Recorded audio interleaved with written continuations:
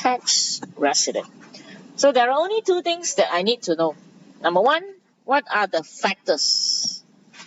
Number one, what are the factors in determining a company and an individual to be a tax resident in Malaysia? So number one, what are the factors? Number two, differences. Will there be any differences or not between a resident and a non-resident? Definitely bound to have differences, isn't it? If there is no differences, why do we need to take the trouble to determine whether you're a resident or non-resident? Might as well treat everybody the same. Resident, easy, so no difference, isn't it? So definitely bound to have differences. Okay, so there are only two things I need to know: factors, differences. Okay, so we need to determine tax resident for a company, tax resident for an individual. Company meaning ABC Sendran Berhad. Company or individual? Company. ABC Berhad. Company. Mr. A, individual, isn't it? Mr. B, individual. Is that right? Okay, so individual, like Mr. Michael from London. How to determine whether he's a tax resident in Malaysia or not? So what factor do we look at? Individual, we look at the factor to determine an individual to be a tax resident is by looking at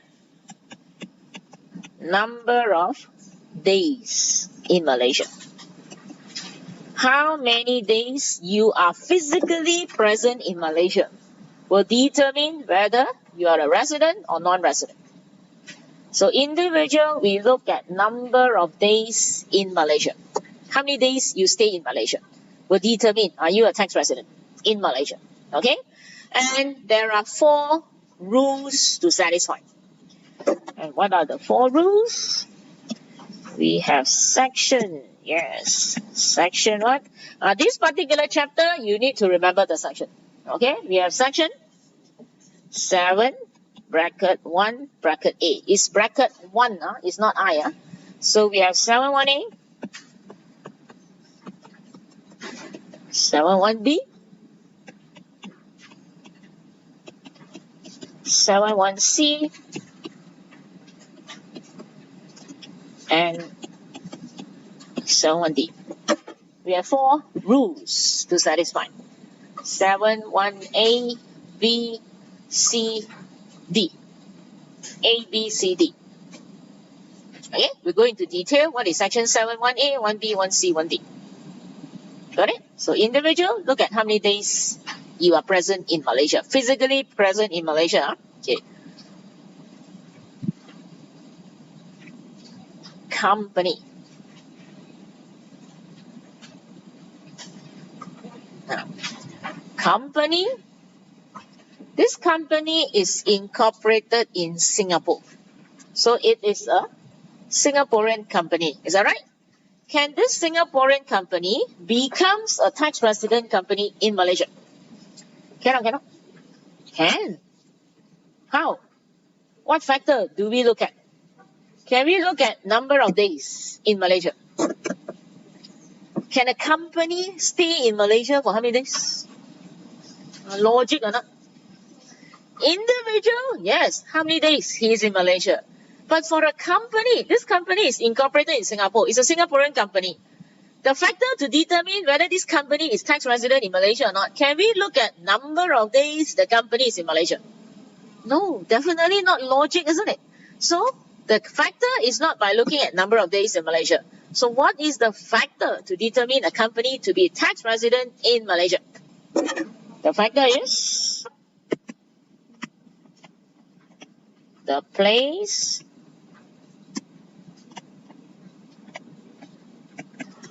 where the management and control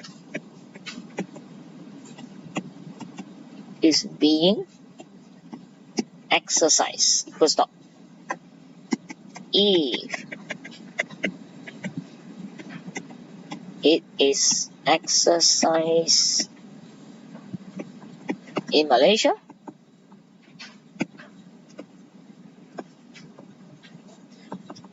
then the company is deemed to be a tax resident in Malaysia.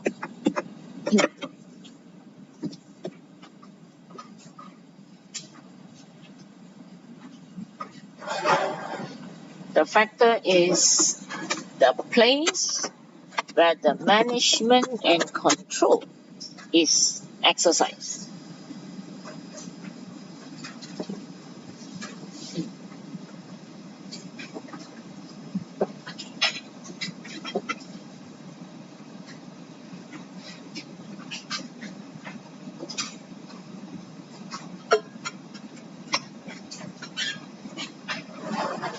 If it is exercised in Malaysia, then the company is deemed to be a tax resident in Malaysia.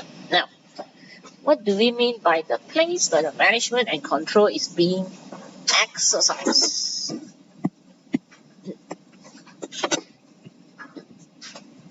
Who make decision in a company? Directors or shareholders? Directors or shareholders make decision. If I buy shares, I buy Tenaga Nasional shares. Tenaga Nasional shares. I am shareholders. Do I make decision in a company? No, I do not know what is happening in Tenaga Nasional until end of the year I receive the annual report. So who make decision in a company?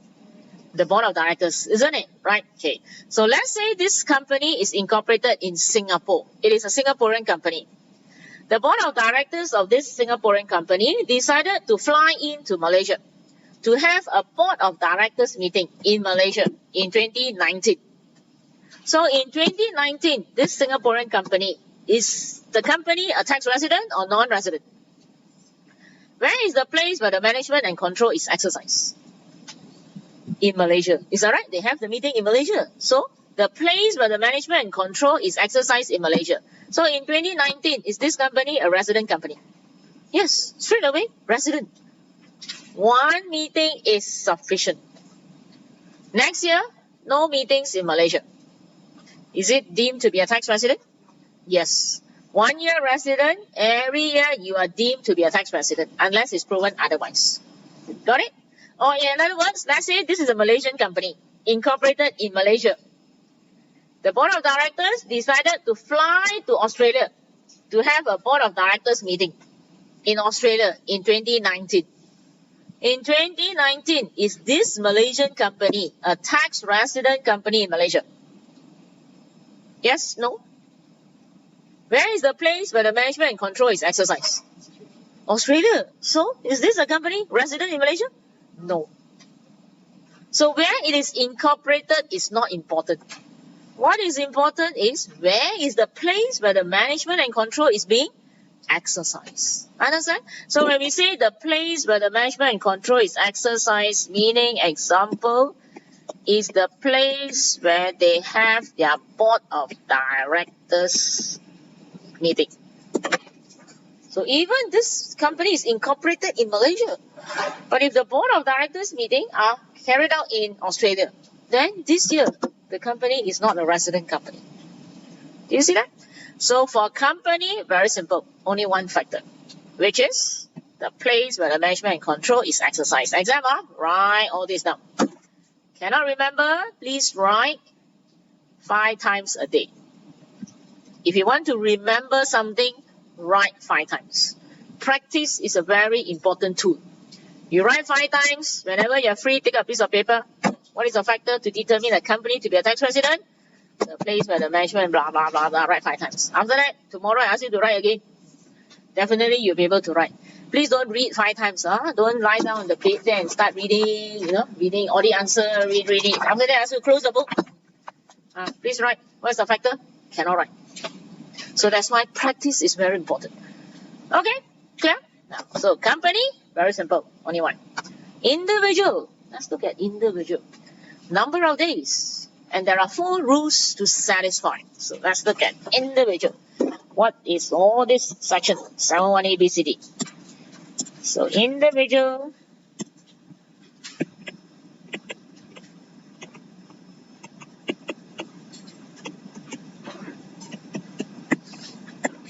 So we're going to go one by one, the 4 sections. Okay, section 7 bracket 1 bracket A,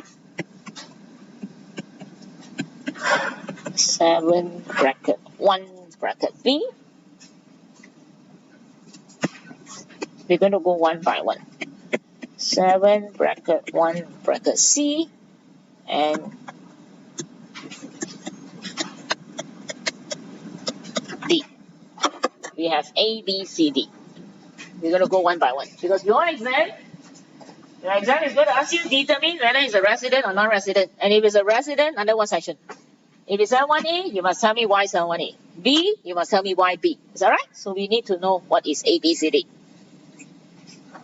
Okay, now, so under the Income Tax Act, 71A says to be a tax resident, the factor is by looking at number of days, isn't it? So 71A says how many days you have to be in Malaysia in order to satisfy 71A.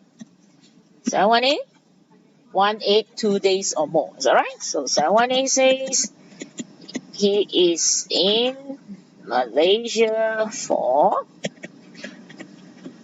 182 days or more.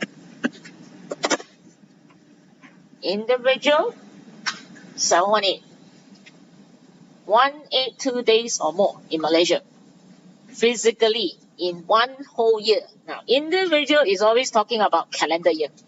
Calendar year meaning is from 1st January until 31st December. So in one calendar year, if you are in Malaysia physically for 182 days or more, straight away, resident. Under what section? 718. If Mr. Michael came to Malaysia, in that whole year, 2019, he's only in Malaysia for 100 days. Can he be a tax resident under 718? No. Why no? Less than 182 days. But if he is in Malaysia for 200 days, straight away, resident. Under what section? 718. Total, add up. I don't care in between, where is he? As long as in Malaysia, add up 182 days or more, straight away, resident. Today you arrive in Malaysia, 12 o'clock in the afternoon.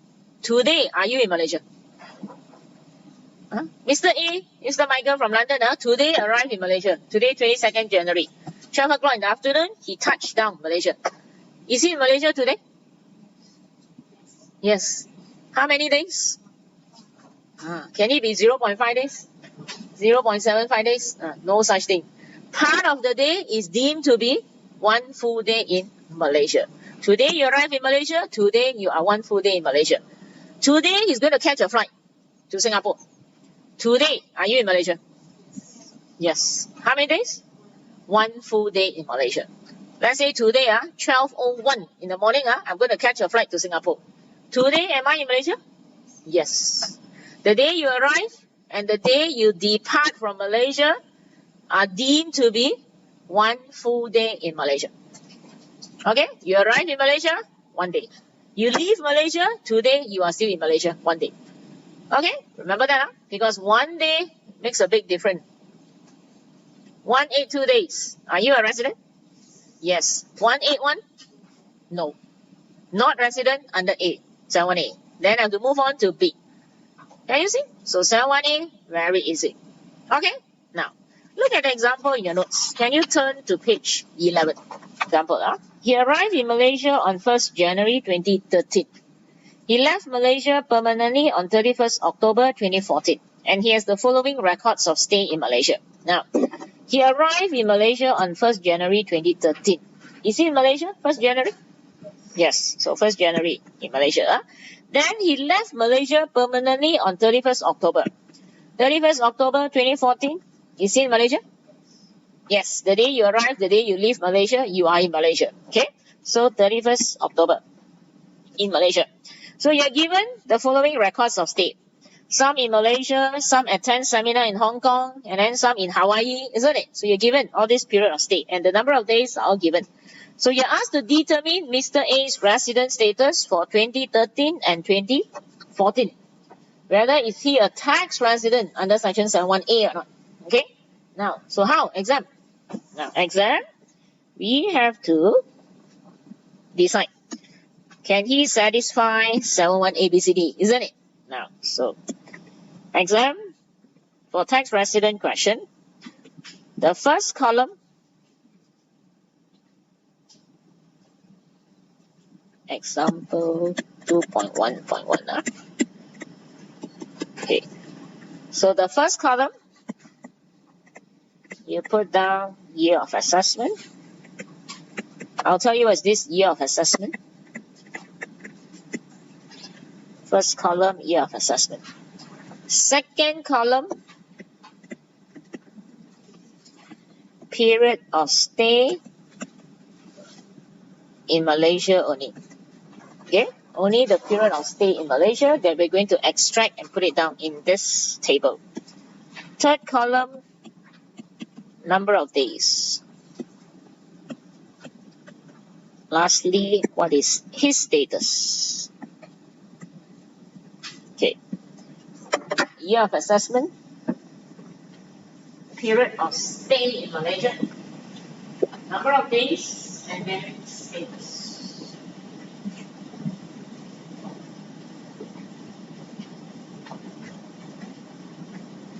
Year of assessment, period of stay in Malaysia, and then the number of days and status. Okay, now, so we are only going to extract those period of stay he's in Malaysia. So which are the period of stay he's in Malaysia? In Malaysia, 1st January 2013 to 31st January 2013, isn't it? Only those in Malaysia, we put it in the answer. So from 1st January, so not in Malaysia, please don't put it in. 1st January 2013 until 31st January, sorry.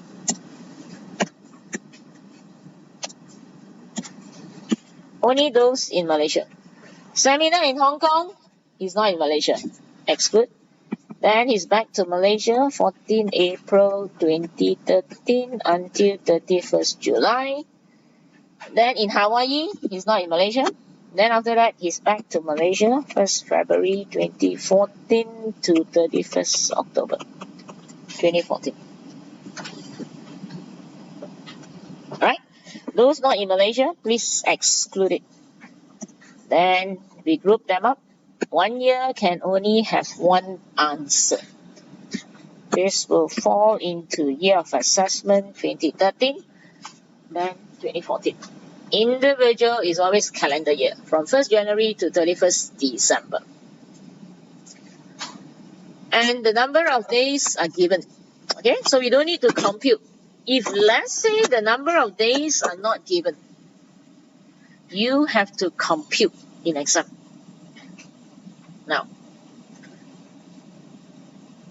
exam, no pieces of calendar is allowed. You cannot put in a calendar, small calendar, January, February, got how many days? Cannot. Only stationaries. Okay, only your pen, Okay, so from 1st January to 31st January, if it is not given, since it's already given, but here just for the sake of teach you how to calculate. 1st January to 31st January, how many days? This one no issue, 31 days in January. Okay, 14 April to 31st July, how many total number of days are there? Okay. April, how many days in total? When I say April, how many days in April? 30. August? 31. June? October? Okay, how to remember? Use your knuckles, isn't it? This one is very useful, is that right? No calendar. Okay, exam. January, starting from January, see, 31. All this here, knuckle, 31. In between all, 30 days, except February, isn't it? So ignore February first. So start with January, 31, you see, except February, March, 31, April, May, 31, June, 30, July, 31, August, 31, go back, September, October, November, December. Is that right? Use this. Now, February. Generally, February has how many days? 28. But there are some Februaries you will have 29 days, isn't it? So if you're born on 29 February, how many years you celebrate your birthday? Every 4 years. Okay, which are the years you have 29 days in February? This year, 2020. 29 February or 28 February? Sure, 29. How? How do you find? 2019? 2023? How do you do that? Divide by, those days when you first study, your teacher will tell you the year that you can divide by 4 without any decimal, that will be a leap year. Is that right? We call it leap year, isn't it? You have 29 days in February. But exam, are we going to do that? Do we have such time, No, 2014 divided by 4. See here or not? 2013 divided by 4. We do not have such time. If it's only few minutes, 5 minutes, I need to decide quick, isn't it? So very simple. Easiest way to remember is every how many years? 4 years. So starting from 04. Every 4 years start from 04. So the next 4 years, 08, you have 29 days, some more. 2012, some more. 2016, 2020. Can you see? I just need to remember every 4 years start from 04. And then these are the years you have 29 days in February. Okay? Right. Now, you don't believe, you go and divide by 4. Right? Before 04, 2000. You have 29 days. Okay? Now, so come back to this. So every 4 years, just start with 04. 14 April. So how many days? In April. 14 April. So exam, are we going to start using our fingers? 14, 15, 16, 17, 18, 19, 20 and calculate? Can? Can. Perfectly correct. But in the exam hall, you suddenly calculated 14, 15, 16. Suddenly one of your friend at the back shouting, achoo! Very loud. You also look at him. You lost count your fingers. Count again. Halfway counting, another person also in the exam hall screaming, in the computer lab screaming, also very tension, isn't it? You see all funny things, because everybody very stressed. Is that right? Exam, so don't stress. So you also lost count, isn't it? And then you count again. Time's up. So we cannot do that. So the fastest way, what shall we do? We take, how many total number of days are there in February? In April. Total 30. So we take 30 minus 14 and then plus 1. 30 minus 14 plus 1. Understand? Right, easiest. Then May, how many days? May, June, May 31. July, June 30. July 31. Isn't it? That's the fastest way. You just use your calculator. Okay, so add up, you will get, so this one, 30 minus 14, remember, plus 1. But if I start from 14 April, how many days are there in April? 30. If I start from 14 April, how many days are there in April? So you take 30 minus 14 plus 1. If I say from 1st April until 14 April, how many days in April? Only 14 days in April. Understand? Up to 14, only 14 days. Start from 14, you take 30 minus 14 plus 1. Got it? Okay. So, since the days are all calculated, you have you get 109? Right. 1st February until October 273. If it's really given, don't need to waste time calculate. Even the examiner actually computed wrongly, please don't need to correct it. Don't waste time. Okay, use whatever is given. Don't go and confirm, see whether right or wrong, and then if it's wrong, you go and change this. No, leave it. If the marker is wrong, the examiner calculated wrongly, leave it, use the answer. Don't go and change the answer. You don't need to compute, understand? Unless it's not given, you need to find. Right? Okay. So once we are done, so we have to group them year by year. Okay? Now, year of assessment meaning is the year that you will be chargeable to tax. That is for tax. Like in accounting, your P&L. The statement of profit or loss for what? When you prepare your P&L, what is your title of the P&L? Statement of profit or loss for what? For the year ended 31st December 2019. Your statement of financial position. What is the title? SOFP. Is it for the year ended? No. SOFP is as at 31st December 2019. Now tax, remember your last two questions, compute tax, computation of tax payable for, we don't say for the year ended, we don't say as at, it's for the year of assessment 2019. So is the year you are chargeable to tax, the year you are accessible to tax. Okay, so individual is always calendar year from January to December. Okay, so 1st January to 31st January 2013 will fall into 2013. 1st February to 31st October 2014 will fall in 2014. Okay, then you combine 1 year of assessment only can have one answer. So add up this one, how many days? 140 days. Okay, step 1. Out of the 2 years, you check which year he satisfies section 718. 718 says must be how many days in Malaysia? 182 days or more. So which year satisfied? 2014. Is that right? So this 2014 is a tax resident and under what section? 718. Okay. And when we explain 2014, he's a tax resident under 718 because he is in Malaysia for 182 days or more. Isn't it? The rule is my answer. Okay. Any more A? That's it. 2013, 140 days. Can he satisfy 718? Cannot. Why cannot? Less than 182 days. Is that right? So temporary, now he is a non-resident. This is only temporary. Okay, because if you cannot satisfy 718, have to move on to 71B. Cannot B, have to move on to C and then move on to D. Only if you cannot satisfy 71A, B, C, D, then only you're a non-resident. Do you got it? But now here for temporary. Okay, because I'm only testing on A first. Got it? So exam 2014. Why is he a tax resident under 718? So I just give you a standard answer. You just need to memorize. So 2014. Why is it 718? So exam, we have to put down he is a tax resident. If a question asks you to explain with reasons, okay, so you have to explain. So he is a tax resident under section 718 because why?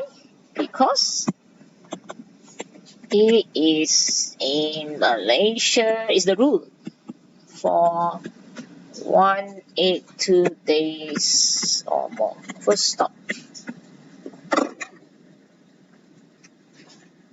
Why is he a tax resident under 718? Because he is in Malaysia for 182 days or more. First stop. Okay, so A, very simple. A, no issue, straightforward. Just add up 182 days or more, straight away A. Okay, everybody? Okay. What happened? A cannot satisfy, like just now, only 140 days. Can he still be a tax resident? I have to move on to B, 71B. So what does section 71B says? Even though less than 182 days, you still can be a tax resident. So let's put down 71B. 71B says to be a tax resident, he is in Malaysia for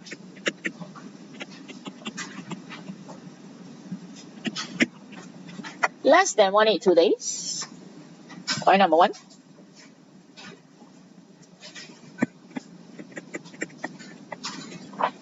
Less than 182 days. And that period is linked by or linked to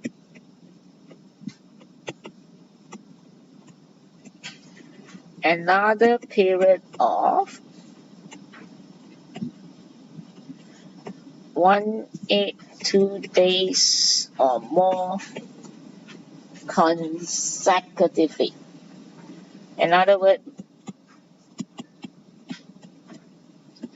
continuously.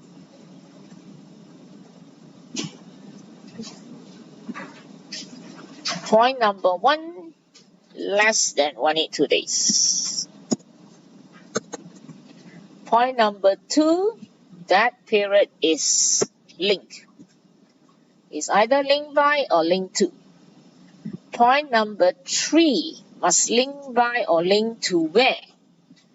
Another period of 182 days or more consecutively, continuously, no gap, continuously, 182 days or more in Malaysia. Now,